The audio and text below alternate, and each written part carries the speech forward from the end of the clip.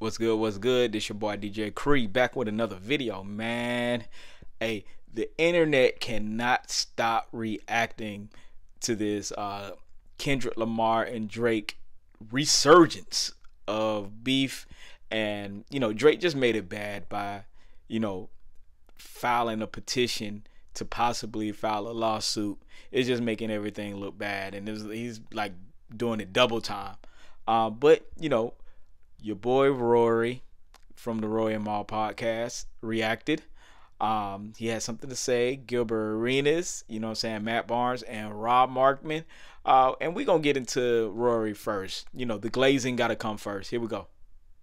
I have no dog in this fight. I like Kendrick's music. I like Drake's music. I also think both of them have used bots via UMG, whether they knew it or not.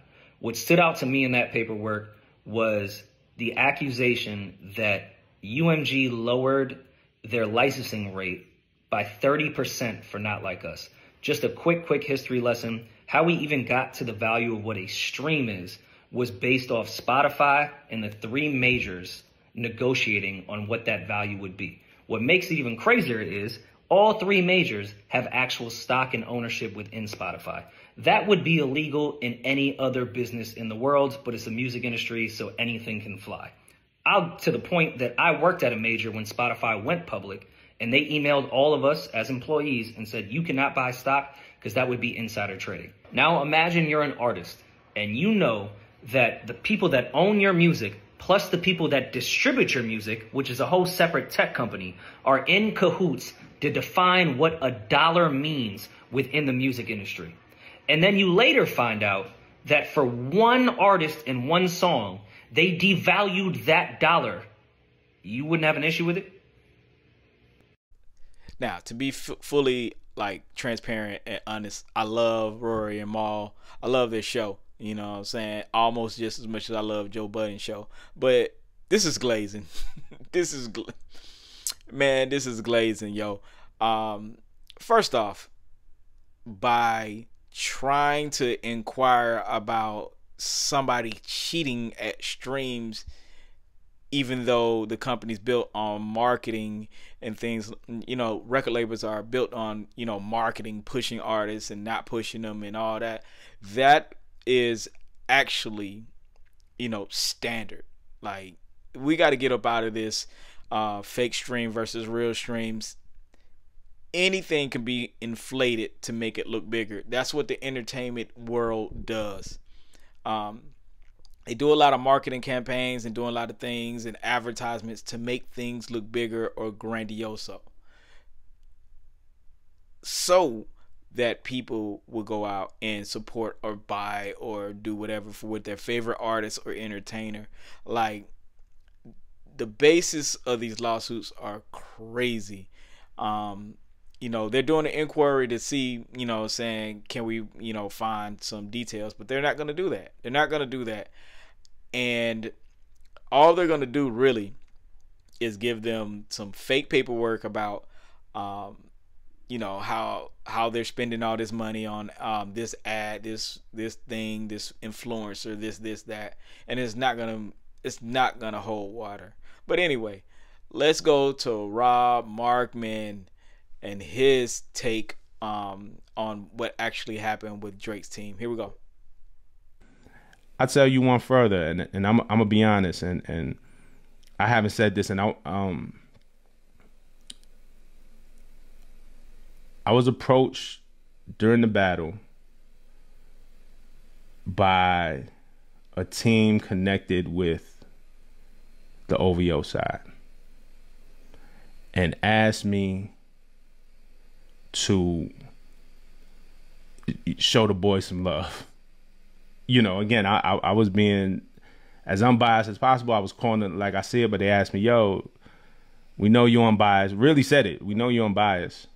And we like that you're unbiased and you really try to call it straight, but can you show the guy some love? And no money was offered. No, absolutely no money was offered.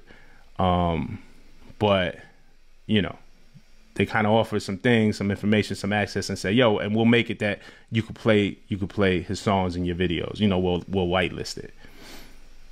Ultimately, I declined.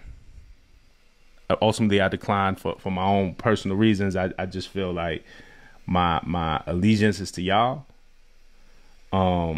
If I took that and swayed one way, then I just wasn't being myself, and then how could y'all trust me after that?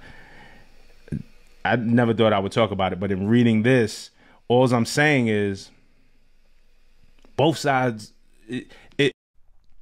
Now, I will say this. I respect Rob Markman and his opinion on, hip hop and reviews and things like that. And it just goes to show Drake's team is just trying to pull out all the stops by saying, "Hey man, please support us, man. Come on, man."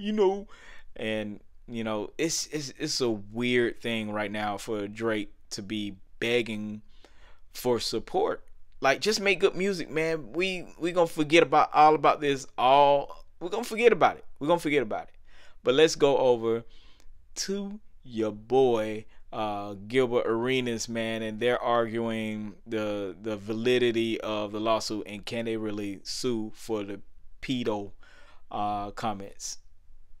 No one cares about what's going on. No one cares about that shit. You did a lawsuit about Not Like Us, bro, the biggest record in rap history. You did a whole lawsuit on that record. That's crazy. I thought he did it on. Understand from a legal standpoint, if I drop an album right now and it don't do no sales, as the Drake team, you're sitting there like, yes. No, hell no. Because my lawsuit is these lies affected my music. That is the point of it. You sound like Devin Haney.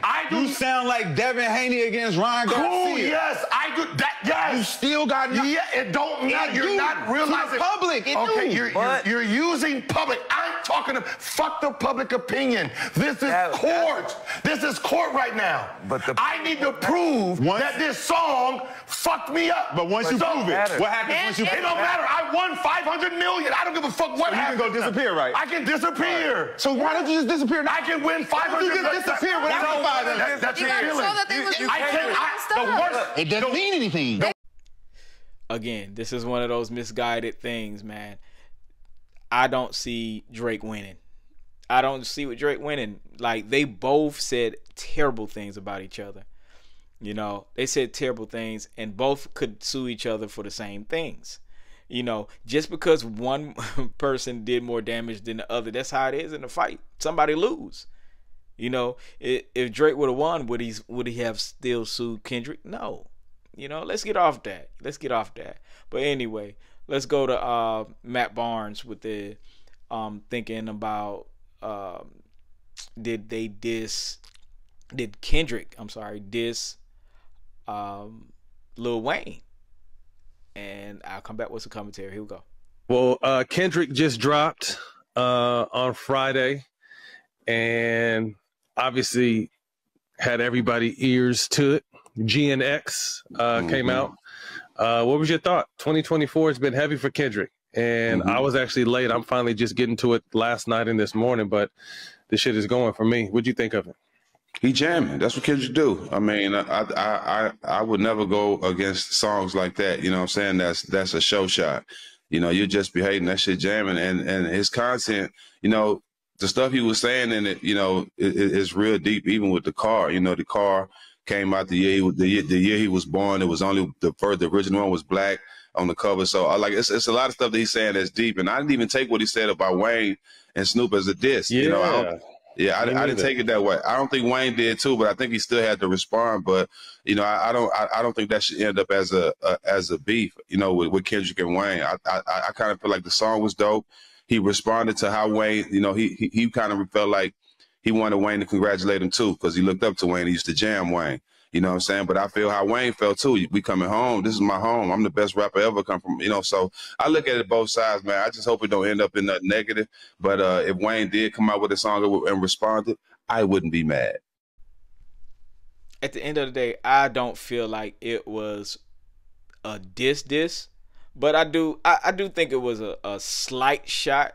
You know what I'm saying? Because he felt like Lil Wayne should have congratulated him, and I feel him.